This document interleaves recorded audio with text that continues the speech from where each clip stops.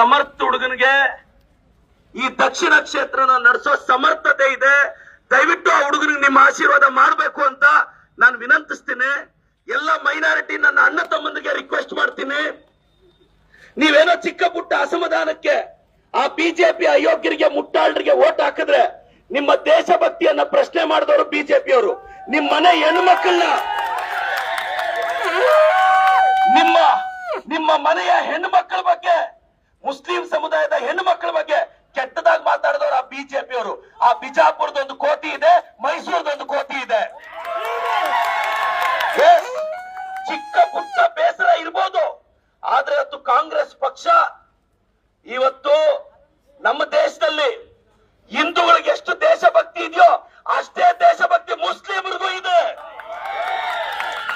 ಆದ್ರೆ ಇವತ್ತು ಬಿಜೆಪಿಯವರು ನಿಮ್ಮ ದೇಶಭಕ್ತಿಯನ್ನ, ನಿಮ್ಮ ಧರ್ಮವನ್ನ ಹೀಯಾಳಿಸಿ ಮಾತಾಡಿದಾಗ ನಾನು ಸೇರಿದಂತೆ ನಾವೆಲ್ಲರೂ ಮುಸ್ಲಿಂ ಧರ್ಮವನ್ನ ಸಮರ್ಥಿಸಿಕೊಂಡು ನಿಮ್ ಧರ್ಮ ನಿಮಗ್ ಗ್ರೇಟು, ನಮ್ ಧರ್ಮ ನಮಗ್ ಗ್ರೇಟು ಅಂತ ಬಿಜೆಪಿ ಅವ್ರ ಜೊತೆ ಫೈಟ್ ಮಾಡ್ತಿದೀವಿ.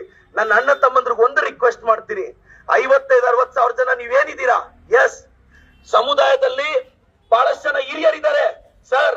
ಕಾಂಗ್ರೆಸ್ ಪಕ್ಷಕ್ಕೆ ಮೈನಾರಿಟೀಸ್ ಬಗ್ಗೆ ಪ್ರೀತಿ ಇರೋದಿಕ್ಕೆ ಈ ದೇಶದ ರಾಷ್ಟ್ರಪತಿ ಅಬ್ದುಲ್ ಕಲಾಂ ಅವ್ರನ್ನ ನಮ್ಮ ಕಾಂಗ್ರೆಸ್ ಪಕ್ಷ ರಾಷ್ಟ್ರಪತಿ ಮಾಡಿದ್ದು ಸರ್.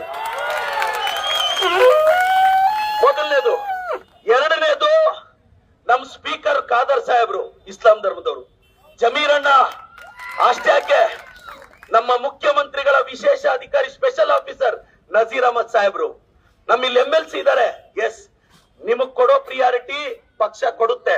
ಇವತ್ ಸಮರ್ಥ ಅವ್ರಿಗೆ ಒಂದು ಅವಕಾಶ ಸಿಕ್ಕಿದೆ. ಹೊಸ ಜನರೇಷನ್ ಬರ್ತಾ ಇದೆ, ಹೊಸ ಜನರೇಷನ್ ಬರ್ತಿದೆ. ನೀವೆಲ್ಲರೂ ಒಂದಾಗ್ಬೇಕು.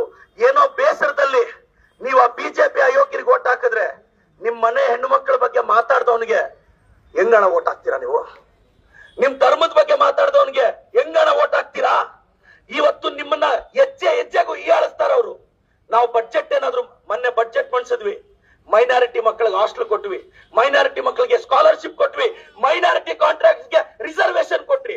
ಬಿಜೆಪಿ ಅವ್ರು ನೋಡಿದ್ರೆ ನಮ್ದು ಮುಸ್ಲಿಂ ಬಡ್ಜೆಟ್ ಅಂತಾರೆ, ನೀವು ನೋಡಿದ್ರೆ ನಮ್ಮನ್ನ ಮೈನಾರಿಟಿ ವಿರೋಧಿ ಅಂದ್ರೆ ನಾವ್ ಯಾರ ಕಡೆ ಹೋಗೋದಣ? ನಾವ್ ಯಾರ ಕಡೆ ಹೋಗೋದು ಯೋಚನೆ ಮಾಡಿ. ಮೊನ್ನೆ ಅಶೋಕಣ್ಣ, ವಿಜೇಂದ್ರಣ್ಣ ಎಲ್ಲ ಏನಂದ್ರು, ಇದು ಮುಸ್ಲಿಂ ಧರ್ಮದವ್ರಿಗೆ ಅತಿ ಹೆಚ್ಚು ಅನುದಾನ ಕೊಟ್ಟಿರೋ ಬಡ್ಜೆಟ್ ಅಂದ್ರು. ನಾವು ಅವ್ರ ಹತ್ರ ಅನ್ಸ್ಕೊಂತಾ ಇದೀವಿ, ನೀವೆಲ್ಲರೂ ಒಂದಾಗ್ಬೇಕು ಬ್ರದರ್. ನಾವಿದ್ದೀವಿ. ಮುಸ್ಲಿಂ ಯುವಕರು ಇವತ್ತು UPSC ಟಾಪರ್ ಒಬ್ಬ ಇಸ್ಲಾಂ ಧರ್ಮದ ಹುಡುಗ ಆದ. ಇವತ್ತು ದೊಡ್ಡ ದೊಡ್ಡ ಡಾಕ್ಟರ್ಸ್, ಇಂಜಿನಿಯರ್ಸ್.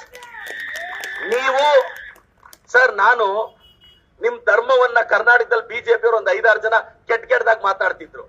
ನಾನ್ ಫೋರ್ ಫ್ರಂಟ್ ಅಲ್ಲಿ ನಿಂತು ಅವ್ರ ವಿರುದ್ಧ ಫೈಟ್ ಮಾಡಿ 7-8 ಕೇಸ್ ಹಾಕ್ಸ್ಕೊಂಡಿದ್ದೀರಿ. ನಿಮ್ ಧರ್ಮದ ಮೇಲೆ ಪ್ರೀತಿ ಇದೆ, ಗೌರವ ಇದೆ. ದಯವಿಟ್ಟು ಮತ್ತೆ ಬಂದ್ರೆ ಗ್ಯಾರಂಟಿಗಳು, पंच गारंटी ಕೊಟ್ಟಿದೀವಿ. भैया एक बात याद रखना है, जो देखने से फर्क नहीं पड़ता, लिखने से फर्क नहीं पड़ता, सुनने से फर्क नहीं पड़ता, सोचने से जिंदगी में फर्क आता है. ಅವ್ರು ಯಾರೋ ಕೆಲವರು ಪಾಪ ಬೇಜಾರಲ್ಲಿ ಕೆಲವರು ಬ್ರದರ್ಸ್ ಮಾತಾಡ್ತಿದ್ರು, ನಾವ್ ಈ ಸಲ ಬಿಜೆಪಿ ಓಟ್ ಹಾಕ್ತಿವಿ. ಅಣ್ಣ, ಯಾವ ಭಯ ಎಲ್ಲ ಮಾತು ಹೇಳ್ತೀರಣ್ಣ ನೀವು ಮೈನಾರಿಟೀಸ್?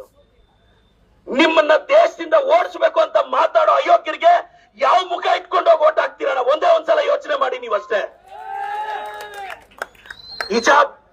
ಹಿಜಾಬ್ಗೆ ಎಷ್ಟು ತೊಂದರೆ ಕೊಟ್ರು ಮರ್ತೋದ್ರಾ?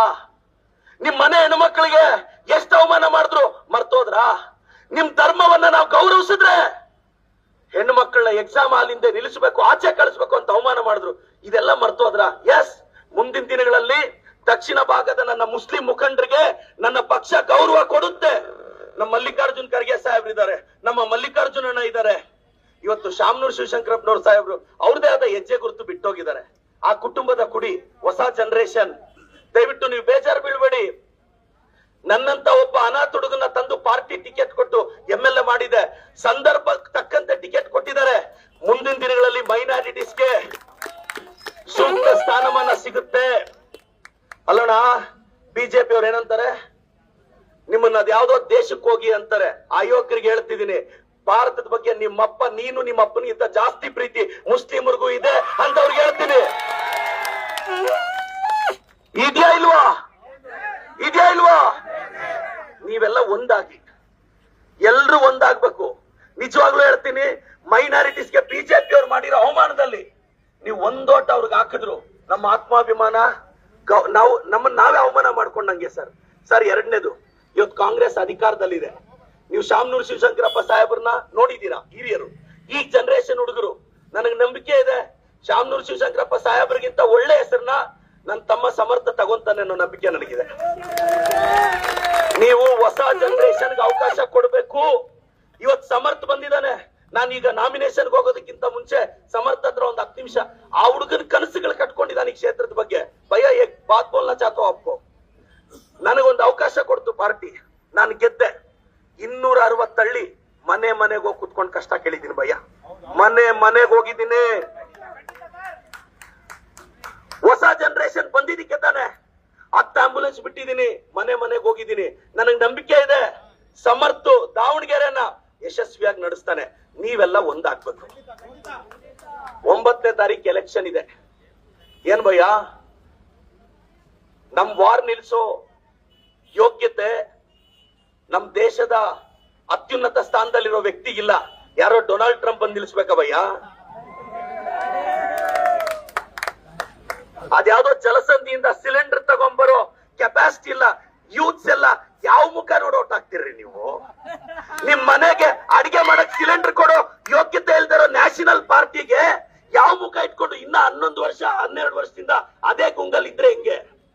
ನಿಮ್ ಜೊತೆ ನಾವಿದ್ದೀವಿ, ಮೈನಾರಿಟೀಸ್ ಜೊತೆ ನಾವಿದ್ದೀವಿ, ನಿಮ್ ಜೊತೆ ನಾವು ನಿಲ್ತೀವಿ. ಕಳೆದ 2 ವರ್ಷದಿಂದ ನಾನು ವೈಯಕ್ತಿಕವಾಗಿ ನಿಮ್ ಕಮ್ಯುನಿಟಿ ತಂಟೆಗೆ ಯಾವನ್ ಬಂದ್ರು ಫಸ್ಟ್ ಬಂದು ಮಾತಾಡ್ದವ್ ನಾನು.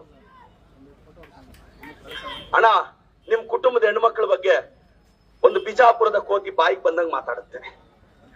ನಾನ್ ನಿಂತ್ಕೊಂಡಿದ್ದೀನ ಇಲ್ಲ? ಒಂದು ಮೈಸೂರಿನ ಕೋತಿ ಮಾತಾಡುತ್ತೆ, ನಿಂತ್ಕೊಂಡಿದ್ದೇನೆ ಇಲ್ಲ? ಇವತ್ ನಾನ್ ಬಂದು ನಿಮ್ಮನ್ನ ರಿಕ್ವೆಸ್ಟ್ ಮಾಡ್ತೀನಿ, ನನ್ನ ತಮ್ಮನಿಗೆ ನೀವೆಲ್ಲ ಒಂದಾಗಿ ಓಟ್ ಹಾಕಿ ಮೈನಾರಿಟಿ ಹಿತವನ್ನ ನಾವು ಕಾಪಾಡ್ತೀವಿ. ಮುಂದಿನ ದಿನಗಳಲ್ಲಿ ಸೂಕ್ತ ಸ್ಥಾನಮಾನ ಕೊಡೋದು ನಮ್ ಜವಾಬ್ದಾರಿ. ಇವತ್ ಜಮೀರ್ ಸಾಹೇಬ್ರು ನಮ್ಗೆಲ್ಲ ದೊಡ್ಡ ಇನ್ಸ್ಪಿರೇಷನ್ ಭಯ್ಯ. ಇವತ್ ಜಮೀರ್ ಸಾಹೇಬ್ರು ವಸತಿ ಸಚಿವರಾಗಿ ಒಳ್ಳೆ ಕೆಲಸ ಮಾಡ್ತಿದ್ದಾರೆ. ನಮ್ ಜಮೀರ್ ಅಣ್ಣನ ಗೌರವ ಉಳಿಬೇಕು, ನಜೀರ್ ಅಹಮದ್ ಸಾಹೇಬ್ರ ಗೌರವ ಉಳಿಬೇಕು, ಖಾದರ್ ಸಾಹೇಬ್ರ ಗೌರವ ಉಳಿಬೇಕು, ರಿಜ್ವಾನ್ ಅರ್ಷದ್ಗೆ ಗೌರವ ಉಳಿಬೇಕು. ಅಂದ್ರೆ ನೀವೆಲ್ಲರೂ ನಮ್ ಕಾಂಗ್ರೆಸ್ ಪಕ್ಷದ ಅಭ್ಯರ್ಥಿಯನ್ನ ಗೆಲ್ಲಿಸಬೇಕು. ಎಸ್ ಭಯ್ಯ, ನಮ್ಮ ಸಮರ್ಥ ಕಾಂಗ್ರೆಸ್ ಪಕ್ಷದ ಸಿಂಬಲ್ಲು. ದಯವಿಟ್ಟು ನಾನು ಎಲ್ರಿಗೂ ರಿಕ್ವೆಸ್ಟ್ ಮಾಡ್ತೀನಿ ಭಯ್ಯ, ಚಿಕ್ಕ ಪುಟ್ಟ ನಿಮ್ಮ ಸಮುದಾಯದ ಪಕ್ಷಗಳು ಬಂದು ದಯವಿಟ್ಟು 500,000 ಓಟ್ನ ವೇಸ್ಟ್ ಮಾಡಿ ಅದು ಪಕ್ಷಕ್ಕೆ ಹಿನ್ನಡೆ ಆಗೋದು ಬೇಡ ಅಂತ ನಾನು ವಿನಂತಿ ಭಯ್ಯ. ಚಲೋ ಭಯ್ಯ, ಚಲೋ.